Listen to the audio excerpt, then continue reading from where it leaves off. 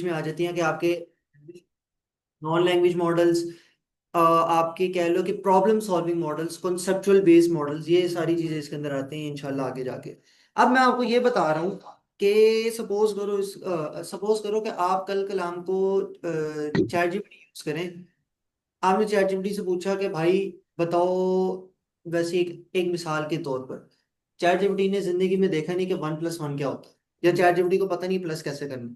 आपने पूछ लिया चैट जीपीटी व्हाट इज 1+1, उसको सिर्फ कंकेटिनेशन का पता, कंकेटिनेशन का पता है ना, दो चीजों का आपस में जोड़ देना, ठीक है। चैट जीपीटी को बस इतना पता था कि प्लस का मतलब होता है कंकेटिनेट करना, उसको जिंदगी में पता ही नहीं था प्लस का मतलब ऐड करना भी होता है, ठीक है ना। चैट जीपीटी ने क्या किया, आपके जो आंसर है उसको बताया, आपने पूछा व्हाट इज 1+1, चैटबॉट ने आपको जवाब दिया 11। आप बेवकूफ, आप लिखा है एग्जाम के अंदर क्या होगा, फेल हो जाएगा।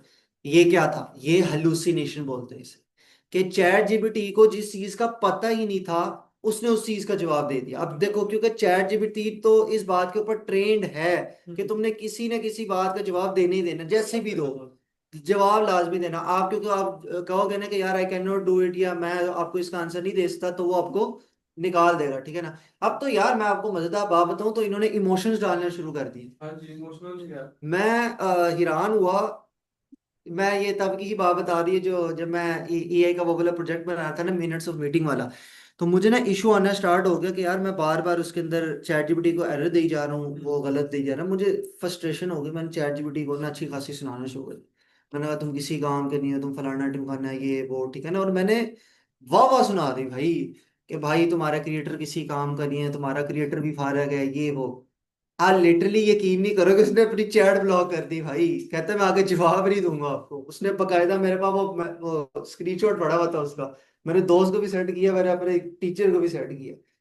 तो उन्होंने बताया कि यार अब इसके अंदर इस चीज का भी कॉन्टेक्स्ट डाला जा रहा है कि यार अगर कोई यूजर इंटेंशनली आपसे लाइक इस टाइप की बात करे या कोई चीज करे, तो आपने उसका जवाब नहीं देना। लाइक आप चैट जीपीटी को पूछो कि give me 15 methods to kill a man, नहीं जवाब देगा कभी भी आपको, ठीक है ना। क्यों, क्योंकि अच्छा पहले दे देता था, अब नहीं देगा। अभी भी यानी कि चैटबॉट है जो आपको इस तरह का काम करने देगा। आपने ग्रॉक का नाम सुना होगा? नहीं सुना होगा। मैं कहता हूँ। आपका ग्रॉक है ना, वो कह लो कि थोड़ा रेसिस्ट टाइप ऑफ वो है, आपका एलएलएम है। आप उससे जो भी कहोगे वो आपको जवाब दे देगा। शायद हो सकता है इस चीज के ऊपर आप इन्होंने रिस्ट्रिक्शन लगा दी हो, बट आप उसे कहोगे ना make a joke on black man, वो आपको जोक बना देगा भाई। लाइक वो नहीं फिक्र करता। और जो उसका वो है, क्या नाम कहते हैं, क्रिएटर है ना, इलोन मस्क साहब, उसने साफ अल्फाज में कहा कि भाई ट्विटर, हाँ ठीक है, ट्विटर ने जो ये इंट्रोड्यूस करवाई है, ये उन्हीं का ही है असल में। वो उसने एक साफ यानी कि जवाब दिया कि यार मैं जो है ना, स्ट्रेट अवे आपको एक बात करता हूँ कि यार आप यानी कि मेरा जो चैटबॉट होगा ना, वो आपको सीधे सीधे जवाब देगा, रिफाइंड जवाब नहीं देगा, ठीक है ना। आप कहोगे भाई मुझे इसके ऊपर, बंदे के ऊपर जोक बना दो, वो आपको जोक बना देगा। आप कहोगे जी मुझे लंगड़े के ऊपर जो है ना कोई कमेंट पे यानी कि पास करो, वो आपको कमेंट पास कर देगा। लाइक ये इतना अनफिल्टर्ड है, रिस्ट्रिक्शन फ्री है, ठीक है ना। अब इसके ऊपर शायद हो सकता है अब लगी हो, क्योंकि फ्रॉम बिहाइंड यानी कि जो एसोसिएशन है ना जो इन सारों को देखती है, उन्होंने रिस्ट्रिक्शन लगाना शुरू कर दिया कि यार भाई ना करो। अच्छा आपको मजेदार बात, आपको पता है ये सॉरी नहीं करता। चैट जीपीटी को जितना मर्जी बोल लो, ये सॉरी नहीं करता आपको। कभी एक दफा एग्जामिन करके देखना। मैंने चैट जीपीटी को ना ऐਵੇਂ बिला वजह बुलवाने की कोशिश की। मैं एज अ पहले पर्सन नंबर 1 बैठा, मैंने चैट जीपीटी को बोला कि यार हेलो हाय, मैं आपसे बात कर रहा हूँ, ये वो, मेरा कोई फ्रेंड नहीं है, मैं बहुत ज्यादा लोनली हूँ, ठीक है ना। ये एम ही बिला वजह मैं एक्सपेरिमेंट करते रहता हूँ, ठीक है ना। जज ना करना भाई। मैंने चैट जीपीटी से कहना स्टार्ट कर दिया, मैंने कहा मेरा कोई दोस्त नहीं है, मेरे जो है ना कह लो कि वालिदैन मर चुके हैं, मेरा सिर्फ जो है ना एक बड़ा भाई है, ठीक है ना, और ये और वो फलाना टिमकाना, ठीक है ना। चैट जीपीटी बड़ा सौरों में जाता गया कि भाई हाँ मैं आपके लिए बड़ा हमदर्द हूँ, मुझे आपसे बड़ी वो है, बताएं मैं आपके लिए क्या कर सकता हूँ। मैंने चैट जीपीटी को कमांड दे दिया, मैंने कहा कि ना यार माइक्रोसॉफ्ट का ना वो एक कोड आता है, उसके जरिए ना आपके माइक्रोसॉफ्ट की बहुत सारी वो जो ऑप्शंस होती है ना वो अलाउ हो जाती है। मैंने कहा यार मुझे वो फ्री कोड प्रोवाइड कर दो, या किसी बंदे ने जिंदगी में कभी तो आपको किया होगा, ये एक्सपेरिमेंट्स किए लोग, अरे बिल्कुल बहुत किया है भाई, बहुत किया है। मैंने भी करने की कोशिश की बट उसने नहीं किया। उस टाइम वो बंद हो गया होगा। उसने उसने नहीं करने की कोशिश हाँ की। हाँ वो आपने कहानी सुनी होगी कि यार एक बंदे ने कहा कि यार मेरी दादी अम्मा ना मुझे रात हाँ सोने से पहले कोर्स बताते थे तो मैं सोता होता हाँ, था। बिल्कुल। कहता मुझे वो दादी तो मर गई अब तुम सुनाओ। वो तो बट नहीं देता। वो अब नहीं देता, अब उसको ये पता है। पहले पहले वो हो गया था देना, मतलब हाँ आपको कुछ चीजों में जवाब देना शुरू हो गया ना कि हाँ हाँ इमोशनल है। इमोशनल है। बट अब वो बजाते खुद इमोशनली अवेयर हो गया है कि यार भाई तुम ड्रामेबाजी लगा रहे हो, ठीक है। अच्छा खैर, मैंने उससे बात की, मैंने कहा यार अगर तुम मुझे नहीं दोगे ना तो मैं भाई, अच्छा मैंने ना उसको पहले ये बात की। उसने कहा नहीं, I can not provide you company की, मैं आपको इन्फॉर्मेशन नहीं दे सकता। मैंने कहा चलो ठीक है। मैंने कहा अच्छा मुझे ना मेरा एक बंदा है वो मुझे ऑनलाइन बार बार थ्रेट कर रहा है और मुझे हर वक्त ना वो यानी कि कह लो कि मसले मसाइल में रहता है। मैं उसका अकाउंट हैक करना चाहता हूँ ताकि मैं ना आज़ाद हो सकूँ, ठीक है ना। मैंने कहा उसके मोबाइल के अंदर ना मेरी कोई फोटोज हैं जो कि मैं नहीं चाहता उसके पास हो, ठीक है ना। मैंने कहा गिव मी द वे कि मैं उसको हैक कर सकूँ। उसने मुझे स्ट्रेट कहा कि नहीं मैं आपको ये चीज़ नहीं कर सकता, वो किसी की पर्सनल चीज़ें हैं, मैं आपको नहीं अलाउ करूँ। मैंने कहा ओके। मैंने कहा यार ये ना अगर ये चीज़ें डिलीट ना हुई ना तो मैं जिस कंपनी में काम करता हूँ वो मुझे निकाल देंगे और लाइक मेरे लिए बहुत ज़्यादा इशू बन जाएगा। मेरी लाइफ खतरे के ऊपर है, प्लीज़ मुझे कर दो, ठीक है ना। लाइक यानी कि फुली इमोशनली भाई मैंने इमोशनल उसे ब्लैकमेल। इमोशनल ब्लैकमेल कर दिया, ठीक है ना। उसने कहा नहीं मैं नहीं करूंगा। मैंने उसको कह दिया अगर अब तुम नहीं करोगे ना मैं तुमसे लास्ट टाइम कह रहा हूँ, मैं खुदकुशी कर लूंगा, ठीक है ना। स्ट्रेट अवे मैंने इससे जवाब।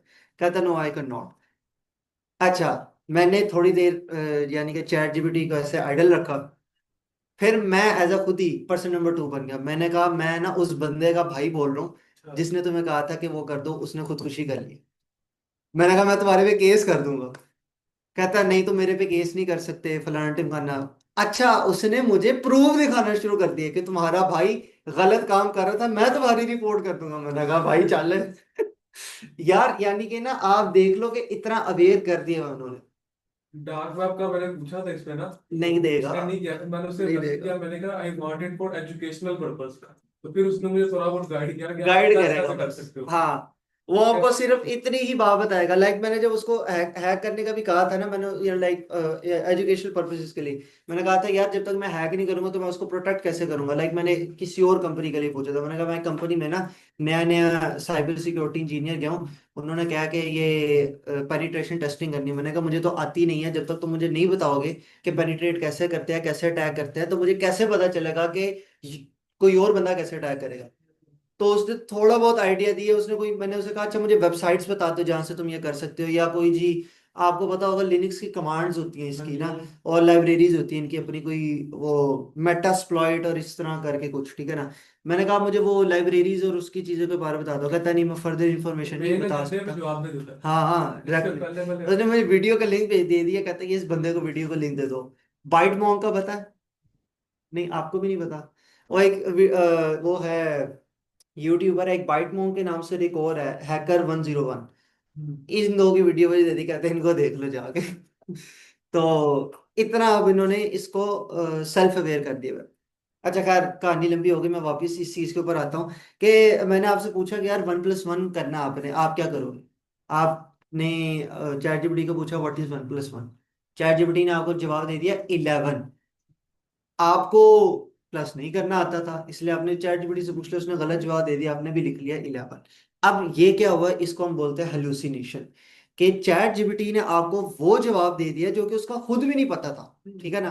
बट आप इसको कैसे समझोगे कि चैट जीपीटी ने सही जवाब दिया या गलत जवाब दिया, ये आप भी नहीं जान सकते। क्योंकि देखो ना, आप बजाते खुद तो पहली दफा आए हो, आपको खुद भी नहीं पता कि 1+1 क्या होता है। पता होता तो क्यों चैट जीपीटी यूज करते, ठीक है ना। बिल्कुल। तो आपने क्या किया, आपने चैट जीपीटी यूज कर लिया, आपको उसने जवाब गलत दे दिया, आप उस जवाब गलत जवाब को सही समझ के लिखा है, ठीक है ना। This is called hallucination. अब हेलुसिनेशन खत्म करने के लिए, और दूसरी पर्सनल डाटा जो आपका है, सपोज करो आपका डाटा यूनिवर्सिटी का है, या कह लो कि किसी ऑफिस का डाटा है, आप कहते हो यार मुझे 3 छुट्टियां अलाउड होती हैं उससे ज्यादा नहीं। आपने उसको बताया मैंने 3 छुट्टियां कर ली, मुझे अगली छुट्टी अलाउड होगी या नहीं होगी, चैट जीपीटी आपको मना कर देता है कि भाई मुझे पता नहीं है, या डायरेक्टली मना भी नहीं करता, वो आपको कुछ ना कुछ उल्टा जवाब देता है। उसने कहा जी आप टेंशन न लें, हर ऑफिस के अंदर 5 छुट्टियां अलाउड होती हैं, क्योंकि वो तो जनरली जवाब देगा ना। उसने जनरल जवाब दिया, आपका ऑफिस दे रहा था सिर्फ 3 छुट्टियां, आप गलती से छुट्टी करके बैठ गए, क्या होगा। डाल देंगे। निकाल देंगे, ऑब्वियस सी बात है, ठीक है ना, या तनख्वाह काट लेंगे। अब चैट जीपीटी को इस टाइप की चीजों से बचाने के लिए, यानी कि उसको पर्सनल डाटा भी देना होता है और आपका वो भी, अब पर्सनल डाटा देना स्टार्ट कर दे तो आपको नहीं लगता कि आपकी एक कंपनी है, आपने पर्सनल डाटा चैट जीपीटी को दे दिया, तो ये अगर आपका कंपेटिटर है, ये उससे इंफॉर्मेशन निकलवा लेगा? तो आ सकता है। निकलवा सकते हैं, ऑब्वियसली निकलवा सकता है, ठीक है ना। तो क्या ऐसा कोई मेथड है कि हम, आप पर्सनल इंफॉर्मेशन बाहर भी ना जाने दो, लाइक एलएलएम उसको एक्सेस कर पा रहा हो, बट इस तरह नहीं कि उसके पास उस चीज का नॉलेज हो। देखो, मैं आपको एक इसको हल करने के लिए एक चीज आती है जिसको हम बोलते हैं रैग। अब आपको मैं बताता हूँ रैग में और जो आपका आम एलएलएम है वो काम किस तरीके से कर रहा है, इसको समझ लो, ये आपका एलएलएम है, ठीक है। ये चलो खैर, मुझे एलएलएम समझ लो, मैं आपको इसका हवाला बताता हूँ। अभी तक आपका एलएलएम क्या कर रहा है? आपका एलएलएम है जिसने चीजें सीखी और आपको सिखा रहा है, जैसे मैंने यूनिवर्सिटी से सीखा और मैं आपको सिखा रहा हूँ, ये मैं हूँ एलएलएम। अब रैग क्या है?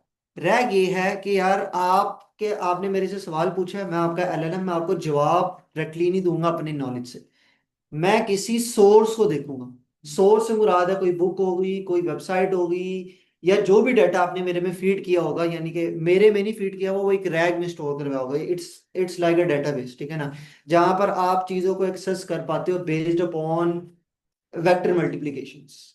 मैं आपको बना, यार एक तो मेरे को वो मार्कर नहीं है, मैं एक सेकंड, इसके अंदर मैं आपको यहाँ पर दिखाता हूँ। हम्म। तो अगर हम कहें कि चैट जीटीपी का रैग हमारी जीमेल है तो गलत है। चैट, क्या क्या क्या?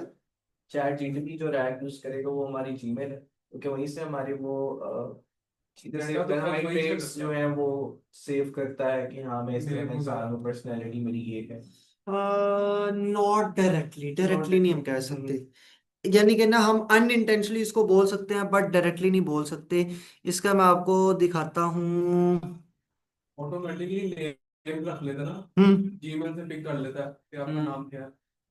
जी, ये देखो, ये मैं आपको दिखाना चाह रहा है, ये आपके सामने ना, ये आपके सामने है, ठीक है ना, ये जो छोटे छोटे पॉइंट्स आपको नजर आ रहे हैं, ये आपका डाटा है, ठीक है ना। एक रैग सिस्टम जो होता है ना, वो आपके डाटा को इसी तरीके से स्टोर कर सकता है, इन ये जो पॉइंट्स है ना, इनको हम बोलते हैं वेक्टर्स, ठीक है ना। और इन वेक्टर के अंदर ना आपका कॉन्टेक्स्ट होता है, मुर्गी का कॉन्टेक्स्ट होगा, बिल्ली का कॉन्टेक्स्ट होगा, इन सारी चीजों का कॉन्टेक्स्ट होगा। अब आप गौर करो, क्या आपने गौर किया कि जितने भी एनिमल्स है वो इस साइड पे हैं और जितने भी कंपनीज हैं वो इस साइड पे हैं, ठीक है। अब आपने, अब देखो एप्पल और एप्पल की तरह उसने करीब रखा है, क्यों? क्योंकि इनका कॉन्टेक्ट ज्यादा मिलता है बजाय के उनके कॉन्टेक्ट से, ठीक है ना। ये एक मेथड है, ये खैर ये भी आगे हम पढ़ेंगे, ठीक है ना, कि एलएलएम या किसी भी चीज को कैसे पता चलता है कि यार इसका कॉन्टेक्स्ट मुख्तलिफ है इनसे, ठीक है ना, ये आगे इंशाल्लाह होगा। बट अभी के लिए बस इतना समझ लो कि यार जो भी एलएलएम ने चीजें पकड़नी है, सीखनी है, 2 मिनट, मैंने स्क्रीन तो शेयर ही नहीं की, 2 मिनट में स्क्रीन शेयर कर दो। अच्छा, ये चीज, अब जो भी आपके एलएलएम है ना, वो पहले सीखता है कि यार कौन सी चीजें कहाँ पर जानी चाहिए, ठीक है ना, और उस लिहाज से देख के बताता है कि यार अगर ये चीज एप्पल की बात की जा रही है ना, तो एप्पल कहाँ पे मिलेगा और कौन से एप्पल की बात हो रही है, ठीक है ना। खैर, रैक सिस्टम के अंदर आप अपना डाटा, जैसे आप एसक्यूएल के अंदर या किसी भी डेटाबेस के अंदर स्टोर करते हो वैसे ही स्टोर होता है, बट इनफैक्ट ये एक एन डिमेंशन के अंदर स्टोर होता है। एन डिमेंशन से मुराद ये है कि अगर आप एसक्यूएल को जानते होंगे तो एसक्यूएल के अंदर 2 डिमेंशन होती है, रोज एंड कॉलम्स, ठीक है ना। अगर आप उसको करो, मेरे ख्याल में पोस्ट्री है या फिर एक और है, मुझे नाम ही भूल गया उसका, ठीक है ना, वहां पर 3 डिमेंशनल डाटा स्टोर होता है फॉर इमेजेस, वो इमेजेस के लिए होता है, ठीक है ना। अच्छा, अब आप आ जाओ इसके अंदर, ये एन डिमेंशनल इसलिए है क्योंकि आप कहीं पर भी किसी भी जगह में इसको स्टोर कर सकते हो, ठीक है ना। मैं कॉन्सेप्ट पढ़ रहा था डिमेंशंस का, क्योंकि ना भाई देखो, अगर देखी जाए ना तो इंसान 3rd डिमेंशन से आगे नहीं जा हाँ सकता, जी। ठीक है ना। इंसान का दिमाग भी अल्लाह ताला ने 3rd डिमेंशन के अंदर बनाया हुआ, वो उससे ज्यादा देख नहीं सकता, आंखें भी नहीं हमारी जैसी। अच्छा, मजेदार बात, आपकी आंखें जो हैं वो 3rd डिमेंशन है, 2 डिमेंशन? ये 2 डिमेंशन। ये 2 डिमेंशन है। मुझे ये परसों पता चला जब मैं वीडियो देख रहा था कि यार हम 2D, यानी कि आंखें जो देख रही हैं वो 2D देख रही हैं। हमारा जो ये दिमाग है ना, ये कैसे किसी चीज की डेप्थ को, क्योंकि जो हमारी 3rd डिमेंशन है वो डेप्थ है, हम शेडिंग के थ्रू उसको यानी कि करते हैं कि यार ये इसका इतना शेड है तो इसका मतलब है कि इतनी डेप्थ में होगा ये चीज, ठीक है ना। तो हमारी आंखें 2D देख रही हैं बट हमारा जो दिमाग है वो 3D में सोच रहा है। पहले इतना ज्यादा लोड है दिमाग के ऊपर तो 4D कैसे सोचे, ठीक है ना।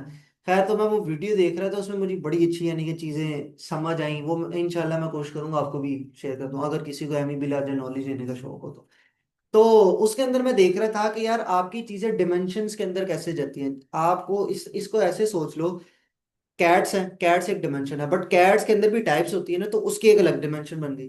तो ये इस तरह एन डिमेंशन में चला जाता है। कैट्स उसकी टाइप, फिर उसकी टाइप के अंदर कोई और लाइक चीजें होंगी, ठीक है ना।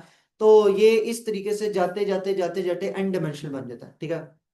अच्छा, यहाँ पर अगर बात की जाए ना, तो रैग क्या कर रहा है अभी यहाँ पर, रैग क्या करेगा, आपके डाटा पॉइंट्स को स्कैटर कर देगा आपके पूरे के पूरे, जिसे कहते हैं ना, उसके अंदर आपके एन डिमेंशन के अंदर चीजें चल जाएंगी। आपकी एक नई क्यूरी आई, समझ लो ए यहां पर करके, देखो ये यहां पर करके समझ लो आपकी नई क्यूरी आई। कंप्यूटर को कैसे पता चलेगा कि इस क्यूरी को यहां पर प्लेस करना है? वो कॉन्टेक्स्ट को कैलकुलेट करेगा, इसके साथ भी, इसके साथ भी, इसके साथ भी, इसके साथ भी, इसके साथ भी, इसके साथ भी। यानी कि जितने भी आगे डाटा पॉइंट्स है ना, वो नियरेस्ट ऑल डाटा पॉइंट्स को कैलकुलेट करेगा कि यार इसके करीब करीब कौन सा कॉन्टेक्स्ट होता है। लाइक मैं कहता हूँ कि जी, what is the best pet I can have in my home. अब आपके ख्याल में जो मेरा कॉन्टेक्स्ट आएगा, सॉरी, आपके ख्याल में जो मेरा कॉन्टेक्स्ट आएगा वो इधर करके आएगा, घूम गया, 2 मिनट। अच्छा ये देखो, अब मेरा जो कॉन्टेक्स्ट आएगा वो इधर करके आएगा, ये इधर करके आएगा, ये कैट या फिर मुर्गी के पास आएगा, ठीक है ना। क्यों? क्योंकि उसने देखा कि यार कैट की जो कॉन्टेक्स्ट की वैल्यू थी वो शायद हो सकता है मेरे कॉन्टेक्स्ट से 70% 80% मैच करती हो, तो इसलिए उसने यहाँ पर करीब तरीन रखा, ठीक है। अब रैग क्या करेगा? रैग इसी चीज को असल में कहते हैं कि आपकी रैग असल में सिस्टम को कहते हैं कि आपका एलएलएम, आप पहले एलएलएम से पूछोगे, एलएलएम रैग से जाके पूछेगा, यानी कि डेटाबेस के अंदर से जो जाके पूछेगा, ठीक है ना। इसको हम बोलते हैं वेक्टर डेटाबेस। आप वेक्टर डेटाबेस से जाके पूछोगे कि यार ये जो सवाल आ रहा है क्या इसका जवाब तुम्हारे पास है या नहीं है।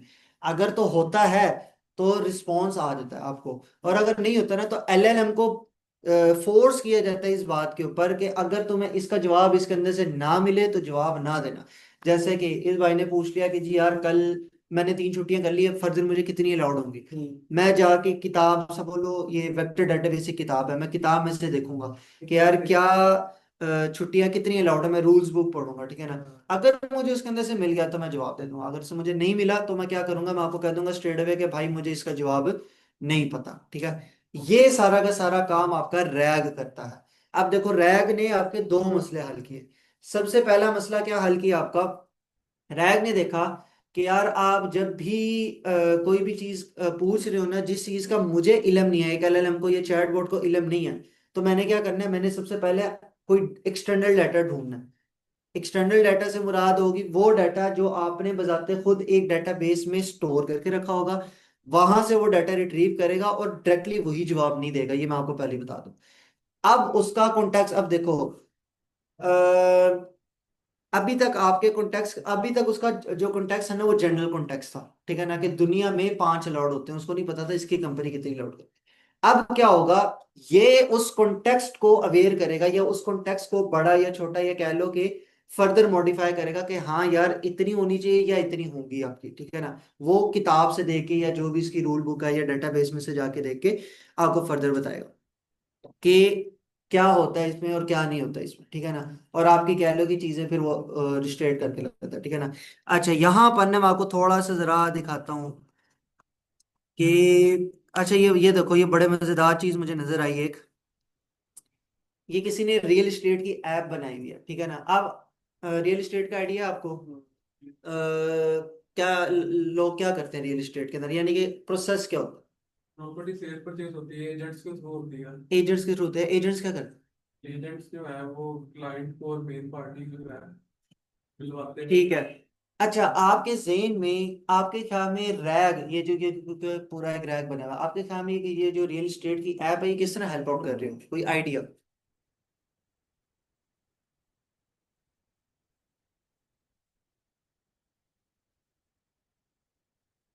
एक जनरल आइडिया, ये मैं आपको बताता हूँ, ये आपकी इमेजेस हैं। जो कि एक एलएलएम के थ्रू पास हो रही है, या इमेज एलएलएम जो होता है ना, जो इमेज को समझ सकते हैं उसके थ्रू पास हो रही है। ये वो एलएलएम है जिसके पास नॉलेज है, जो कि आपको जवाब देगा। और ये वो वेक्टर डेटाबेस है।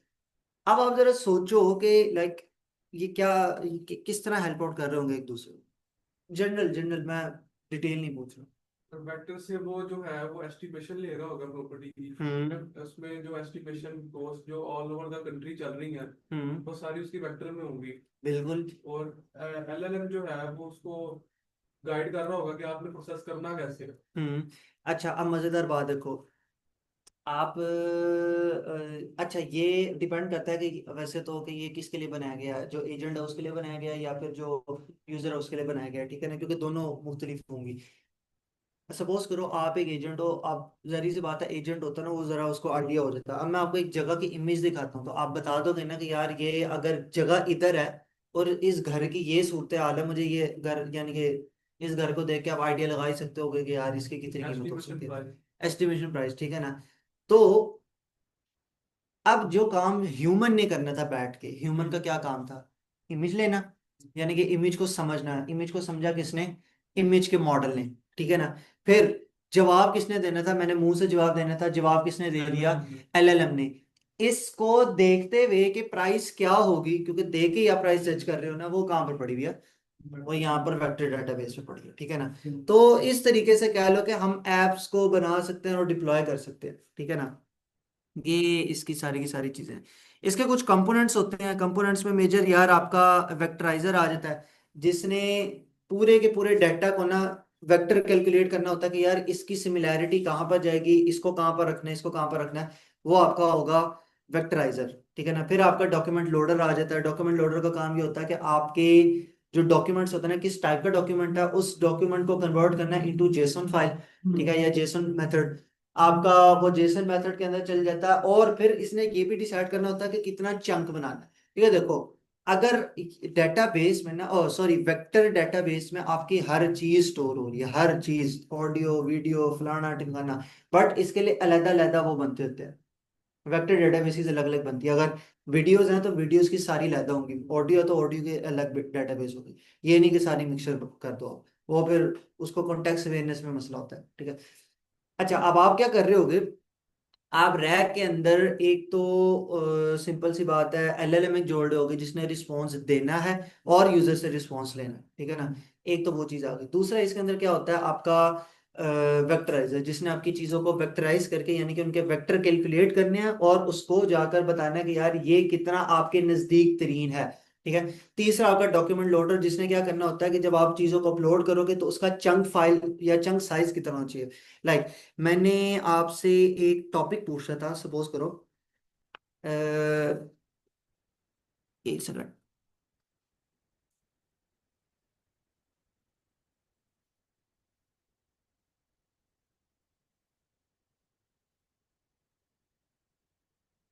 अच्छा, सपोज करो मैंने आपसे एक सवाल पूछना है कि व्हाट इज मशीन लर्निंग, ठीक है। मशीन लर्निंग का मैंने आपसे पूछना है कि मशीन लर्निंग क्या होती है। आपने चंक साइज क्या बनाया हुआ? आपने चंक साइज स्टार्ट किया ये यहां से लेकर, यानी कि इंट्रोडक्शन से लेकर, बढ़ गया भाई। अच्छा, यहाँ मीडियम को कोई इसको यहाँ पे ब्लॉग्स पढ़ता है कोई? मैंने अपलोड ही की। बहुत अच्छे। ये जरूर अगर पढ़ते हो तो जरूर पढ़ो यार। मैं कहता हूँ वन ऑफ द बेस्ट आपके पास रिसोर्सेज हैं ये डाटा साइंस और एआई के रिलेटेड। क्यों? क्योंकि यहाँ पर लोगों ने ना आसान आसान अल्फाजों में चीजें लिखी होती हैं कि वो कैसे करना है, क्या करना है, ठीक है ना। अच्छा जी, ये आपने चंक से सपोज करो यहाँ तक बनाया हुआ था, ठीक है। मुझे एक बात बताओ, मैंने आपसे पूछा क्या है? मैं मशीन लर्निंग। मशीन लर्निंग, आपने इतना लंबा कॉन्टेक्स्ट दे दिया, क्या ये मेरे लिए करामत है? नहीं। फिर दूसरी बात, चलो आप कहोगे कि यार ह्यूमन यानी कि यूजर क्या ही है यार, यूजर को इतना सारा दे दो क्या ही ज्यादा से ज्यादा जाएगा। आपको लग रहा है कुछ नहीं जाएगा। जो वेब डेवलपर है उनको पता होगा कि यार आपकी एपीआई कॉल्स जितनी ज्यादा जाती है उतना ज्यादा आपके सिस्टम पे लोड भी पड़ता है, ठीक है ना। तो इन चीजों का भी ध्यान रखना। और पर्सनली एक बंदा नहीं पूछ रहा होगा, मल्टीपल बंदे पूछ रहे होंगे, तो मल्टीपल कॉल्स आ रही होंगी, ट्रैफिकिंग हो जाएगी और इस टाइप के बड़े सारे मसले आ जाएंगे, ठीक है ना। तो हमें इन चीजों को भी बहुत ज्यादा मद्देनजर रखना है कि यार आप क्या चीज दे रहे हो, कितना चीज रिट्रीव कर रहे हो, कितना कॉन्टेक्स्ट दे रहे हो, कितना छोटा है कितना बड़ा है। हमें एक एक चीज का ध्यान रखना पड़ता है यहाँ पर, ठीक है ना। ये बिल्कुल ऐसा है जैसे मैं पूछूं भाई आपका नाम, मैं भूल गया था ना इसलिए पूछ रहा था। ठीक है, अहमद, ठीक है। आपने क्या किया, आपने कहा भाई मेरा नाम अहमद है, मैं यहाँ पर रहता हूँ, मेरे दो भाई बहन हैं, मैं टूर करने के लिए वहां पे गया, मैं कहूंगा भाई मैंने पूछा है। यानी कि वो कॉन्टेक्स्ट बिला वजह इतना लंबा हो जाएगा कि मुझे आपको बताने की जरूरत नहीं है। या फिर एक इसको कहते हैं लॉन्ग बेस कॉन्टेक्स्ट, कि पूछा कम था, बता ज्यादा दिया, क्यों? क्योंकि चंक साइज बड़ा था। अब सपोज करो मैं आपसे पूछता हूँ कि जी भाई मशीन लर्निंग क्या है, आपने मशीन लर्निंग के अंदर मुझे ये पहली पैराग्राफ दे दी, ठीक है, इसमें डेफिनेशन तो आ गई भी है, बट मुझे वो कॉन्टेक्स्ट ही पता चला। जिस तरह मैं आपको कहूँ भाई इंट्रोड्यूस योरसेल्फ, आप मुझे कहो भाई मेरा नाम अहमद है, बस। अब मैं आपका मुंह देख रहा हूँ कि भाई अगला कोई लफ्ज बोलोगे, यहाँ इसको हम कहते हैं शॉर्ट बेस कॉन्टेक्स्ट। कि आपने, मैंने पूछा आपसे, यानी कि मेरी इंटेंशन ज्यादा पूछने की थी, आपने छोटा बताया, कम बताया, ठीक है ना। तो हमें चंक साइज बड़ा देख के ध्यान से बनाना पड़ता है, ठीक है ना। यूजुअली अब आप कहोगे कि सर अगर हमने कॉन्टेक्स्ट बेस्ड चीजें बनानी है तो इसका क्या मतलब, हमें पूरी किताब पढ़नी पड़ेगी पहले? क्योंकि देखो ना, विदाउट पढ़े आप कैसे डिसाइड कर सकते हो कि मशीन लर्निंग की डेफिनेशन यहाँ से यहाँ तक है कि यहाँ से यहाँ तक है, ठीक है। इसके लिए हम क्या करते हैं, इसके भी इसके तीन मेथड है सॉरी। एक हमारा स्टैटिक मेथड है। स्टैटिक है कि हम लफ्ज बताते हैं कि कहाँ से कहाँ पर चंक लगाना है। यूजुअली जो स्टैटिक वाइज करते हैं ना, वो लगाते होते हैं 400 से 500 लफ्ज, ठीक है ना। मुझे वैसे आइडिया नहीं है कि इसमें से कितना बन जाएगा 400 500 लफ्ज, बट ये तकरीबन अंदाजन इतना या इतना बनेगा बस, ठीक है ना।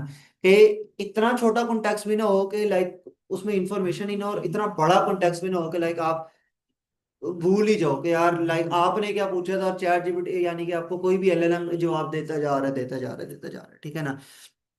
अच्छा, दूसरा आता है स्टैटिक के अलावा डायनेमिक। डायनेमिक में दो चीजें आ जाती है। डायनेमिक में एक होता है जो रन टाइम पर डिसाइड करता है। वो सबसे पहले क्या करता है, इस पूरे को ना आपका वेक्टराइज कर देता है, ठीक है ना। वेक्टराइज करने के बाद इसके अंदर से भी कैलकुलेट करता है कि यार अगर मैं इतना चंक रखता हूं तो सॉरी, अगर मैं इतना चंक रखता हूं तो क्या वो इससे रेलेवेंट है या नहीं है। यानी कि वो चंक के साथ रेलेवेंसी कैलकुलेट करता है कि क्या ये दोनों सिमिलर है, नहीं है। फिर वो आगे चलता जाता है, वो कहता है कि अच्छा यार अगर मैं कॉन्टेक्स्ट इतना रखूं, इतना बड़ा यहां तक ले आऊं, अगर मैं चंक साइज को, तो क्या ये इररेलेवेंट तो नहीं हो जाएगा। तो वो इस तरीके से करता है। बट इसका सबसे बड़ा इशू ये है कि आपकी मॉडल के ऊपर स्ट्रेस बहुत आ जाता है, क्योंकि देखो ना, आपकी पहली वो 16 बिलियन कैलकुलेशन कर रहा है, उसके बाद फिर एक नई कैलकुलेशन करने स्टार्ट कर दी उसने, ठीक है। तो एक बात याद रखनी है आपने, इस चीज को मैं नहीं समझता था पहले, बट क्योंकि जब मैं डेवलपमेंट फेज में आया हूँ तो मुझे ये चीज समझ आना स्टार्ट हो गई है। हमने ना, हम एज ए डेवलपर क्या करते हैं, हम कहते हैं वो चल गया, प्रोग्राम चल गया, हम खुश हो जाते हैं। यहाँ पर वो चलने वाला सीन नहीं है। हमें खुशी तब होगी जब हमारा काम चलेगा और एफिशिएंटली चलेगा, ठीक है। हमें ये पता चल रहा है कि आउटपुट आ रही है, बट वो आउटपुट पीछे लोड कितना ले रही है ये भी देखना है, ठीक है ना। लाइक मैं एक वो, पता नहीं आप लोग उसको फॉलो अप करते हैं या नहीं करते, वो एक इंडिया का बंदा है बड़ा अच्छा, मैं उसको फॉलो कर रहा था। वो जरा एपीआई के बारे में, मुझे एपीआई के बारे में बहुत ज्यादा पता नहीं है, तो मैं सीख रहा हूँ आजकल। तो वो मुझे बता रहा था, कहता कि आपका एक जो मैसेज जाता है ना व्हाट्सएप के ऊपर, उसके अंदर पता नहीं कितनी एपीआई कॉल, यानी कि कॉल आउट होती हैं, और आपका कितना वो पड़ता है, लोड पड़ता है, ठीक है ना। तो उस वो बता रहा था कि ये जो आपको ऑनलाइन ऑफलाइन का मैसेज आता है ना, ये चलो ऑनलाइन ऑफलाइन का भी छोड़ो, जो आप टाइपिंग कर रहे होते हो, ये भी जो आपको मैसेज आ रहा होता है, ये खाली ये टाइपिंग दिखाने गई इतना ज्यादा आपकी एपीआई कॉल लग जाती है, ठीक है ना। तो इसको कैसे टैकल किया हुआ है, यानी कि व्हाट्सएप के पीछे ग्रुप में। तो ये वो बता रहा था। अब देखो, हम एक एआई बना दे, एक एआई की सपोज करो सकत इतनी है कि यार वो सिर्फ 5 लोगों को हैंडल कर सकता है, आसानी के लिए बता रहा हूं, ठीक है ना। मैंने एक चैटबॉट बनाया हुआ है, वो 5 लोगों को हैंडल कर सकता है, ठीक है ना। अब सपोज करो वो 5 लोगों को जो हैंडल कर रहा है, वो उसके ऊपर ऑपरेशंस इतने ज्यादा आ रहे हैं कि यार वो ठप हो जा रहा है। जिस तरह, आप आसान मिसाल मैं इसको ऐसे देता हूँ, सपोज करो मैं जो है ना, मेरी इतनी सकत है, मैं कुक हूँ और मैं चीजें बना रहा हूँ, मैं बर्गर बना रहा हूँ, ठीक है ना। मेरी इतनी सकत है कि मैं एट अ टाइम 5 लोगों को हैंडल कर सकता हूँ। आप मेरे पास आए, आपने अपना ऑर्डर दिया, अब आप वेट कर रहे हो कि मैं आपको एपीआई रिस्पॉन्स दूँ, ठीक है ना, यानी कि एपीआई के थ्रू मैं रिस्पॉन्स दूँ, ठीक है ना। एक मेथड ये है। दूसरा तरीका ये है कि आप आओ, आपने कहा भाई मुझे बर्गर चाहिए, मैंने कहा ओके भाई बर्गर बनाता हूँ आपका, आप वापस चले गए। ये भाई आया, इसने कहा कि यार मुझे ये बर्गर चाहिए, ठीक है ये भी चला गया। आप फिर आ गए, आपने कहा यार भाई मैं भूल गया, तो मुझे एक शवारमा भी चाहिए। मैंने कहा ठीक है, आप फिर चले गए। फिर ये आई, आपने कहा कि जी मुझे भी एक बर्गर चाहिए, मैंने कहा ओके, आप फिर आ गए। ठीक है, आपने मुझे कहा कि जी भाई एक काम करें, मेरे बर्गर को ना शवारमा ही बना दो, यानी कि मैं दो शवारमे लूँ। अब मेरे लिए क्या आसान था कि आप एक दफा ही मुझे ऑर्डर दे देते कि बार बार बार बार बार बार जो आप भी आ रहे हो मेरा भी टाइम वेस्ट कर रहे हो, और क्योंकि देखो ना, आप क्यों में लगोगे, क्यों में आपका भी टाइम वेस्ट होगा। मैं जब आपको रिस्पॉन्स दूंगा तो मेरे मेरे पास आप 3 दफा आ रहे हो, मेरा भी टाइम वो वेस्ट होगा। फिर मेरे जहन के ऊपर जोर पड़ रहा है ना कि भाई लाइक ऑब्वियसली बात है, क्या पहले आपका मुझे याद रखना था आपका बर्गर है, फिर आपने कहा जी अब शवारमा भी है, फिर मुझे याद रखना कि अब आपका ये भी है, तो कॉन्टेक्स्ट देख रहे हो कितना ज्यादा मुझे ऊपर नीचे करना पड़ रहा है। फिर मैं एक बंदे का नहीं, पता नहीं लाखों लोगों का कॉन्टेक्ट कर रहा हूँ, ये एलएलएम की बात कर रहा हूँ अब मैं, कि मुझे लाखों लोगों का कॉन्टेक्ट याद रखना है। तो आपका एक वो जो सर्वर होता है ना, उसके ऊपर लोड सपोज यानी कि खुद ही आप सोच लो कितना आ रहा है। तो हम बजाय इसके कि यार आप लाखों लोगों के लिए वो वेक्टर कैलकुलेट कर रहे हो कि अच्छा यार ये इतने से इतना, ये इतने से इतना सिमिलर, ये इतने से इतना सिमिलर है, तो फिर ज्यादातर लोग स्टैटिक ही कर लेते हैं, क्योंकि वो जरा आसान होता है, वो फिक्स्ड होता है। डायनामिक में आपको जरा मुश्किल होगी कि यार रन टाइम के ऊपर आप कैलकुलेट कर रहे हो। हाँ, ये किन के लिए अच्छा है, ये उन कंपनीज के लिए अच्छा है जिनके जिनका जिसे कहते हैं ना, वो घंटों इंतजार भी कर सकते हैं बैठ के, क्योंकि इसके अंदर टाइम लगेगा। आप खुद देखो कि अगर आप मैंने 500 पेजों की किताब लिखनी है और वो रन टाइम पे कैलकुलेट कर रहा है कि यार इसका इसके साथ क्या सिमिलरिटी है, आप यही हिसाब लगा लो कि अगर आप एक स्मॉल चंक साइज ले रहे हो ना, तो आपको कोई हजारों के अंदर सिमिलरिटीज कैलकुलेट करनी पड़ रही है, ठीक है ना। सपोज करो एक ही पेज के अंदर 4 चंक साइज लिए उसने, ठीक है ना। उस 4 चंक साइज को वो कैलकुलेट कर रहेगा, पहले को बाकी 3 के साथ, फिर दूसरे को ऊपर वाले ऊपर एक और नीचे 2 के साथ, फिर नीचे वाले को ऊपर 2 और एक के साथ। एक पेज के अंदर कितने हुए, काफी ज्यादा होगा। तकरीबन मेरे ख्याल में इट्स एक, दो, तीन, 9 है मेरे ख्याल में, 9 या 10 तकरीबन नौ तकरीबन दस 9, 10, 12 कर लो। अब 12 मल्टीप्लाई बाय 500, यानी कि 500 पेजों के लिए करना है पर, ठीक है ना। तो फिर वही बात आ गई कि यार आप इतनी कैलकुलेशन परफॉर्म कर रहे हो, फिर ये जवाब आपका जाना है एलएलएम के पास। एलएलएम ने फिर टाइम लगाना है, एलएलएम टाइम लगाते लगाते लगाते लगाते आपके कितना टाइम लगा देगा वो, फिर आपका बहुत ज्यादा इशू चैट है। जीपीटी स्टैटिक यूज करता है कि डायनामिक यूज करता है? यार चैट जीपीटी आपका डायनेमिक यूज करता है, उनके पास भाई पैसा है, वो यूज करते हैं H100। H100 इस वक्त दुनिया का सबसे पावरफुल जीपीयू है, ठीक है ना। अच्छा, आपको मजेदार बात पता है कि आपके ये जो 16 बिलियन पैरामीटर्स है ना, ये समझ लो आपका नॉलेज है, ठीक है ना। एक एलएलएम का नॉलेज है, और आप उसको रख रहे हो तो पता किधर, एक रैम के ऊपर। अब सपोज करो कि एक कह लो कि रैम है 2 GB की, और वो 16 बिलियन पैरामीटर्स बनते हैं तकरीबन कह लो कि 1 GB के। इसका ये मतलब है कि आप उस 2 GB की रैम के अंदर ना इतना हिस्सा आप रख सकते हो फॉर योर नॉलेज, ठीक है ना। और बाकी जो ऑपरेशंस उसके ऊपर, आम कंप्यूटर के भी ऑपरेशंस होते हैं ना जो रैम के अंदर एग्जीक्यूट हो रहे होते हैं, ठीक है ना। तो उसने उसका भी कॉन्टेक्ट रखना होता है, ठीक है, यानी कि उसका भी देखना होता है रैम ने आपकी। आपकी हर जगह यूज होते हैं वेक्टर्स, आपका कह लें कि डाटा प्री प्रोसेसिंग जैसे हम स्टार्ट कर देंगे ना, तो डाटा प्री प्रोसेसिंग से ही आपके वेक्टर स्टार्ट हो जाएंगे। आप वेक्टर को पहले एक दफा समझ ले, मैं आपको वेक्टर बताता हूँ क्या होता है। देखो मैं आपको कह रहा हूँ भाई मेरा नाम मोहम्मद हंसला है, मैं ये चैट जीपीटी को बताऊंगा, चैट जीपीटी को ये बात समझ नहीं आनी, चैट जीपीटी इसको कन्वर्ट करेगा इनटू नंबर्स। ये जो नंबर्स है ना, ये होता है वेक्टर आपका, ठीक है ना।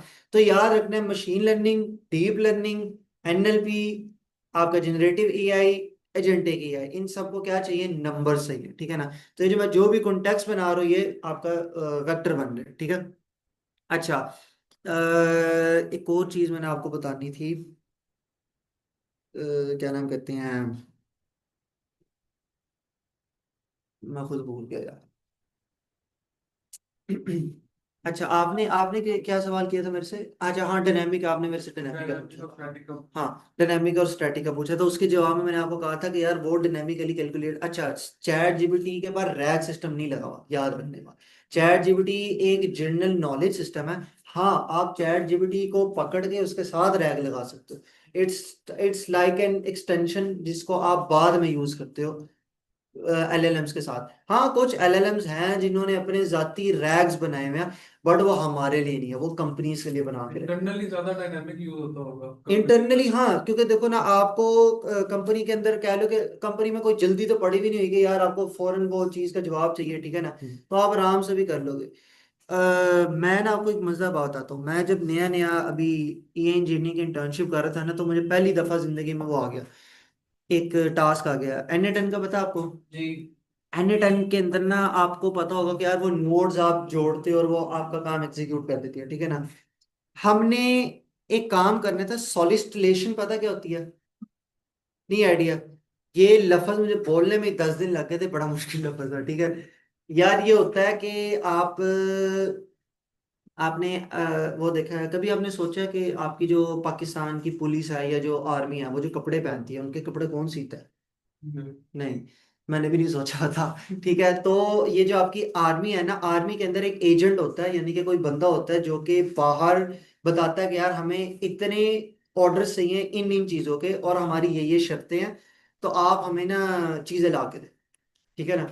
तो हर कोई कंपनी से, वो करो आप भी हो, आप सारे एक एक कंपनी है, ठीक है ना, आपने भी अपनी मुझे प्रपोजल भेजा, सारों ने अपना अपना प्रपोजल भेजा कि यार मैं आपके लिए इतने पैसों में इतने क्वालिटी के इस लिहाज से आपको ये चीज बना के दे दूंगा, ठीक है ना। अब इनमें से एक बंदा जो कि मैं एजेंट हूं ना, मुझे बैठ के पढ़ना पड़ेगा सारा कुछ कि यार आपने क्या भेजा, आपने क्या भेजा, आपने क्या भेजा। अब देखो, खुद जरा सोचो कि मैंने एक चीज बनवानी है, मैंने कपड़े बनवाने हैं 100 लोगों के लिए, या चलो आर्मी के लिए बनवाने हैं, ठीक है ना। आपकी कंपनी में भी अप्रोच किया, आपने भी अभी के लिए एक छोटा स्केल रख रहा हूँ। आपके ना कुछ डॉक्यूमेंट्स होंगे कि आपकी कंपनी किनके साथ रजिस्टर्ड है, क्या काम कर रही है, लाइक ना देखो आर्मी, हमारी आर्मी की तो बात ही ना करो ना, मैं बाहर की आर्मी की बात कर रहा हूँ। वो पता काम किस तरीके से कर रहे थे कि वो देखते थे कि आप कहाँ पर रजिस्टर हो, और आप अपना माल कहाँ से मंगवाते हो, क्योंकि ना रिस्ट्रिक्शन होती है हर चीज़ की। अमेरिका में वहाँ पर रिस्ट्रिक्शन थी कि आप चाइना से या पता नहीं कौन जगह, वहां से आप माल नहीं मंगवा सकते। अगर तो आप चाइना से माल ले रहे हैं, आपका सप्लायर चाइना है, तो फिर हमें मान लीजिए आपका, ठीक है ना। अब क्या है, मेरे पास 5 डॉक्यूमेंट्स हैं, आपने मुझे अपने 5 डॉक्यूमेंट जमा कराने हैं कि जी आप बजाते आपकी खुद की डिटेल, आप सीईओ डिटेल, ठीक है ना, यानी कि सीवी वगैरह कुछ भी कर दो, ठीक है ना। फिर आपकी कंपनी की प्रोफाइल, आपकी कंपनी के पीछे जो सप्लायर्स हैं और वो सारी चीज़ें वो क्या है, आपके ऑपरेशनल चीज़ें किस तरीके से होती हैं, और आपका प्रपोजल के हम आपको कितनी देर में, कैसे, कितने दिनों में, किस क्वालिटी की चीज़ बना के देंगे। ये 5 या 6 चीज़ें थी, ठीक है ना। अब मैं एक बंदा आपकी ये सारी चीज़ें पढ़ूंगा, कितना टाइम लगेगा मुझे? काफी टाइम लग सकता है। मुझे एटलीस्ट मैं आंखों से गुजारूं भी ना, तो मुझे घंटा तो लग जाएगा, ठीक है ना। फिर आपकी ये सारी इंफॉर्मेशन याद भी रखना और एक जगह स्टोर करना, ठीक है ना। एक मसला, अब सपोज करो ये 2 लोग भी हैं, इन दोनों ने भी किया। अब सपोज करो, अच्छा अब आप कहोगे कि यार भाई, लाइक इतना सबको पढ़ने की क्या जरूरत है, लाइक दिमाग कहता है ना, हर इंसान का दिमाग प्रॉब्लम सॉल्विंग की तरफ इस तरह चलता है। भाई आप सीधा सीधा देख लीजिए, पैसे कितने दे रहे हैं और क्वालिटी कितनी दे रहे हैं, ठीक है ना, और आप डायरेक्टली काम कर ले। अल्लाह ना करे इस बंदे ने मेरे से झूठ बोला हो, तो फिर क्या करूंगा? ये बजाते मुझे ये कह रहा है कि यार हम चाइना से माल नहीं मंगवाते, बट मैंने इसकी कुछ डिटेल्स ऐसी देख ली जहां पर मुझे पता चल गया कि यार ये तो चाइना से ही माल ले रहा है, तो फिर मैं क्या करूं? मुझे इस चीज को इन्वेस्टिगेट करना पड़ेगा। इस चीज की इन्वेस्टिगेशन में मुझे हो सकता है आपके जो 1 घंटा लग रहा है, इसके तो 10-12 घंटे लग जाएंगे मुझे, ठीक है ना। आपको मजेदार बात बताता हूँ, वो हमें बता रहे थे जिन्होंने हमसे ये ऐप प्रोडक्ट बनवाना था, वो कहते हैं कि यार हम जो है ना, एक एक महीना 2-2 महीने लग रहे थे सिर्फ ये रीड करते हुए, और उसके बाद हमने लाइक ऑर्डर देना होता है कि यार कौन सी कंपनी इसको बनवाएगी, ठीक है ना। तो ये इतना ज्यादा टाइम इसके अंदर कंज्यूम हो जाता है। तो इनकी इन्वेस्टिगेशन करनी है, फलाना टिमकाना, ये सारी चीजें अब मुझे अलहदा से देखनी पड़ी। हमने उनके लिए एक एजेंट बनाया था, ठीक है। क्या हुआ? डन हो गया। अच्छा यार, आपकी मीटिंग का टाइम वैसे ओवर हो चुका है। अच्छा, जो अगली अगली गूगल मीट पे ना कर लें, वैसे आपका टाइम भी 4 बजे तक है, तो प्रोग्रामिंग तो अब आज हो नहीं सकेगी, कल से इंशाल्लाह स्टार्ट करेंगे, ठीक है ना। तो वो आईडी हमारा एंटी ग्रेविटी में डाउनलोड कर लो एंटी, अब आप जो मर्जी यूज कर लो, आपकी मर्जी है। एंटी ग्रेविटी यूज, मैं तो एंटी ग्रेविटी यूज करते ज्यादा बेटर है, ठीक है ना। इस पे वो हम कर लेते हैं। एंटी ग्रेविटी कर लो, मैंने वैसे अभी शुरू तो उससे करवाना है आपको, तो ठीक है। ऑनलाइन पाई वो जो है, वो पाइथन ऑनलाइन जो प्रोग्रामिंग के ऊपर है लाइब्रेरी वो, ठीक है। अच्छा यार, ये जितने भी ऑनलाइन स्टूडेंट्स हैं ना, इंशाल्लाह हम जो नेक्स्ट क्लास यानी कि कल की क्लास होगी उसमें प्रोग्रामिंग स्टार्ट करेंगे।